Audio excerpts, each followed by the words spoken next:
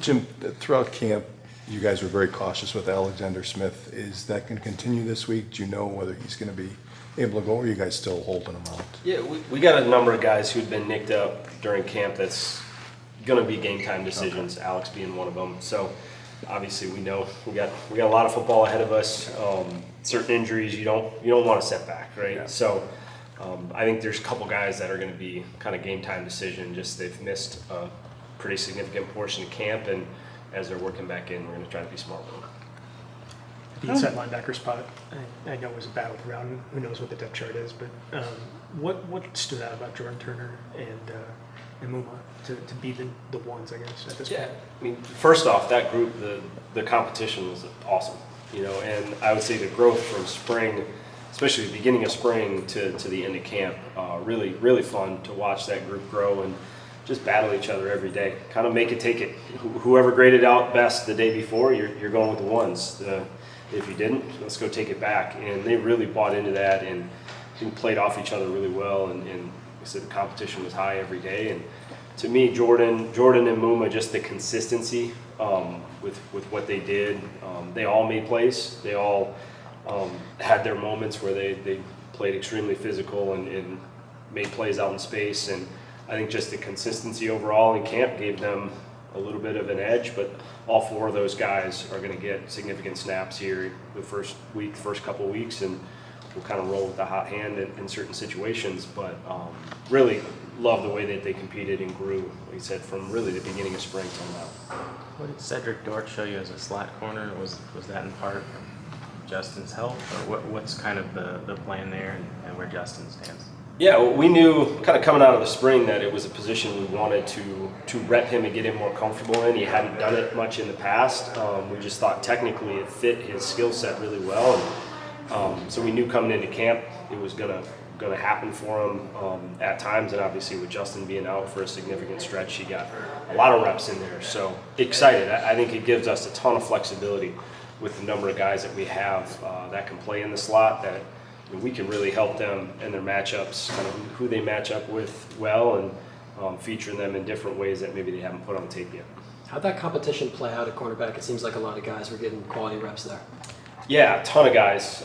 With the injuries, again, kind of had to mix and match at times, but that group was really fun and competitive as well. Very similar to the inside backers group, where they know there's significant roles open, and I thought the entire group kind of raised the level in the competition. And there's some situations where consistency, some of our zone concepts, I would say more so, there's some separation in guys, but we have a group that wants to go play man. They want to go challenge and be aggressive. So anytime you have that as a starting point, I feel really good as a coordinator, and we'll detail up the rest of it as we go. Jim, has Rodas been more consistent, I mean, in terms of fundamentals and what you guys asked for him this camp than in previous years? Absolutely. He's grown. He's a guy that's high energy, high motor, production, right? He's going to be productive because of how hard he plays. His only weakness is a little bit of the consistency, and it's just sometimes not trying to do too much, right? Sometimes doing your job is all you need to do, and absolutely becoming more consistent within his technique. And he's flashes every day. He shows you something every day that you get excited about, and if he can eliminate little things here and there, he'll be on the field a ton. How have you felt like the divvy up of the special teams assignments throughout the assistants has gone, and is it similar, or can you compare it to anything that you've experienced as a player in the past? Yeah, everyone's always been involved, right? It's just kind of who's leading it, and in what ways are you stepping in. So in some ways it's not huge differences as far as the coaches go. I mean, they're getting different voices in front of them now, whereas Chris was kind of that lead voice in all the meetings, where now you're seeing just kind of the personalities come out of different guys in that leadership role and talking in front of the group. And obviously we're all bought in. This is what we got to do. And I think the last piece is just making sure we're clean on game day, right? Because whoever's involved, Coach Poteet in punt return, well, we're pretty heavily involved in third down, trying to get a stop. So it's a little bit of the communication on game day, making sure we're clean. That's the last things that we got to make sure are ironed out. But on top of that, I think it's exciting. It's, like I said, it's different voices, different roles. for the most part, these coaches have been in those positions before. So I think it's exciting, and we just got to figure out the game planning and the game day, making sure we're all clean on it, because we haven't done that. Haven't had that kind of flow of a game. You got it with when the fans were here, when we were trying to bounce back and forth, but obviously it's not game day. It seemed like Daryl Peterson really pushed CJ Getz. What was he able to do to hold him off for that stop right now? Yeah, I think CJ is continuing to get more explosive, continuing to be more consistent in some of the coverage things. He's physical, he's downhill, he can get after the quarterback. So just a little bit of the space play where he's been up and down, and he's been continuing to improve. And DP, I think, it's hurt a little bit because we play him field and boundary. So he splits his reps, kind of job responsibilities within the same calls sometimes. But that tandem right there to the boundary for us is going to be huge. I think they're going to be able to go really hard and get on and off and split reps and hopefully just be consistently, aggressive and physical and get after the passer. So I think that's huge for us to have that duo to the boundary, and CJ's done enough to kind of hold DP off at this point. But once again, similar to a lot of positions, they're going to get a lot of snaps, and big moments. We're gonna ride the guy who's been hot and the most productive. What do you think you have in the two guys behind him, and Caden and TJ? And do you have to have talks with those guys about? Obviously they're talented enough to probably be playing, but given the depth you have at that position, is there any talks to have them stay patient throughout this season? Yeah, I think that's where you rely on the groups a little bit and how competitive, how motivated they are. They know the standard of play, and obviously there's great players on the field. They want to get into that group, and Caden, for instance, and TJ, right? They're improving every day, every week. Go from spring to fall in what they're doing, and their time is coming, right? They're going to be on the field. They're going to be productive players for us. Sometimes when you have a guy like Nick come in day one and win a starting job, it feels like the next guy should do that. Well, that's not the norm, right? So the patience level, it's hard. These guys see young players playing sometimes and they get frustrated, but it's just trusting your process and trusting the work that you're putting in is going to put you in position when you're on the field to be ready for it. And I think we saw that at times last year when we get into games, certain games like Rutgers or games where we get up. Well, that group of guys goes on the field, they dominate. They go out there and they get after, and they're productive. And you look at that game just as one example, right, of what Jordan Turner did, right, what DP does, Trey Blaylock, like Ricardo Hallman, making play down the field. Like, you just go down and down the list, and you see the guys that they get in those moments, and it's not like, oh, let's see what they can do. They're out there dominating in those situations, and that's what we expect when they hit the field, whether it's in the first quarter or the fourth quarter. Jim, whenever we talk to players in the offseason, especially like guys who are going to be going into their senior year, they talk about the importance of trying to win a Big Ten title because it's been a while. As a guy who played here and has coached here for some time now, is that ever in the forefront of your mind, the back of your mind, or how often do you think about that off-season, in-season, about trying to get to a title, the first one in a long time here? I mean, to me, the older you get as a player, right, it's the urgency, right? As a young player, a lot of times it's like, how do I establish a role? How do I make my own name? How do I get on the field? And as you get older, you look outside of it a little bit more at the program, and what have we done? What has our class done? What is really that legacy of our class? And I think that's where it gets talked about a lot. Yeah. I mean, the day-to-day work, you go win, right? You only get so many opportunities to play. You just go out there and try to play your best. We can't control what happens anywhere else in the conference. Who are we competing with? We don't know, right? Mm-hmm. Everybody at this point. So you got to trust the work you put in. Obviously, we've been close. Yeah. We've been close. We've been in the Big Ten championship. Last year you're playing to get in the Big Ten championship game, and those are the games that keep you up at night. How do you finish off a big game? How do you finish off those crucial moments? And that's what I worry about. That's all I care about. And if we do the work the right way, you get one opportunity on Saturday to go get it done. And we got to go start in week one, and you can't look ahead. You can't look past anybody. What do you expect from Illinois State's offense based on what you've seen of them in the past? Yeah, there's a little bit of a guessing game going in, right? With the new coordinator, somebody we've known, we've faced. So you kind of putting the pieces together. You know, what fit from Illinois State to with what Illinois did. You know, you're looking in a lot of different places right now. Probably over preparing for a number of things.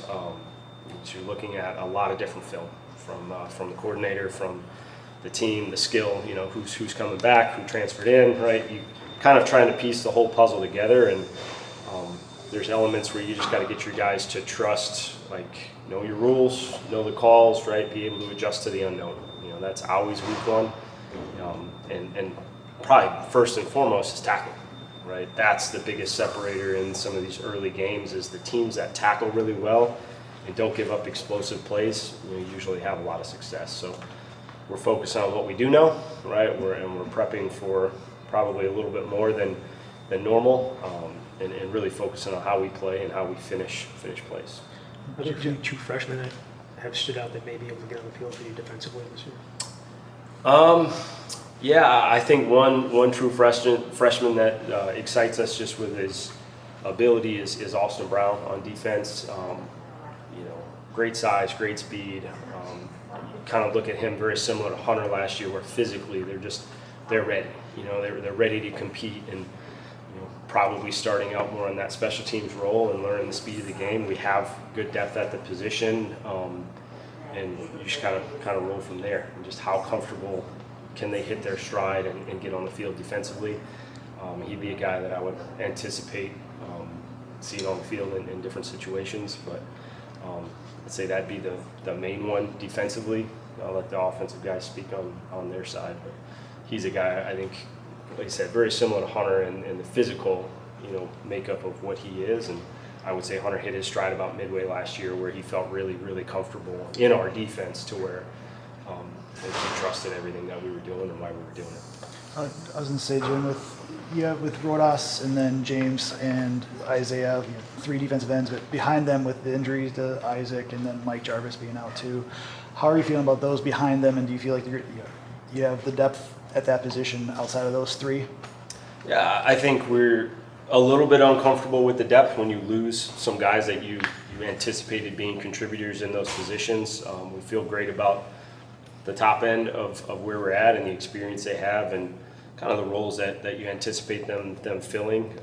After that, there's a ton of competition. You know, there's guys who flashed at times in camp, but the consistency is not at a level where you want that player playing 30, 40, 50 snaps. You know, if they're in there rotationally and giving guys a blow, you feel good about it. And if they get out there too often, you know, they have things that they would have to clean up for sure. So that's the fun part about college football, man. The faces change and guys develop at different rates, and you know, when is that moment, and then it all clicks for them, and they take a huge stride. So, you know, excited for the work that they're putting in. Coach K's done an awesome job of getting that group where it currently is, and we're trying to build a little bit of flexibility with the nose position being able to bounce out to different spots as well. So I like where we're at. The injuries always take a toll on a group as they're continuing to grow. Jim, you mentioned putt return earlier. That's a position or a unit that hasn't been super productive the last couple of years. What do you think needs to happen there to create some big plays in that spot? Yeah, I mean, I think the aggression of it, the attitude of that, I think we were cautious at times last year, and there wasn't many opportunities. We faced some good punters. We faced some guys spraying the ball all over the place. So it was a little bit unique last year, but it's definitely an area of focus for us. You know, how athletic can we get on the field, and as far as the 11 on the field, and the mindset. So I think we do have some guys. You know, Dean can be very dynamic back there. He's done a great job growing as a punt returner, just in his comfort, and hopefully we can find some green grass this year. I'm excited to be working with those returners a little bit more, and I think that it's been fun to watch in camp the competition, and feels a little bit different right now than it has. So I'm excited to get it to game day and see if we can find some space. There's obviously been a high standard set on the defensive side of the ball, no matter who you guys seem to lose year in and year out. And, you know, I'm curious in recruiting if you've found something in certain traits that seem to work for you, that, you know, guys are able to just step in and continue to hold that standard, you know, even when, you know, as many as 8 starters are gone.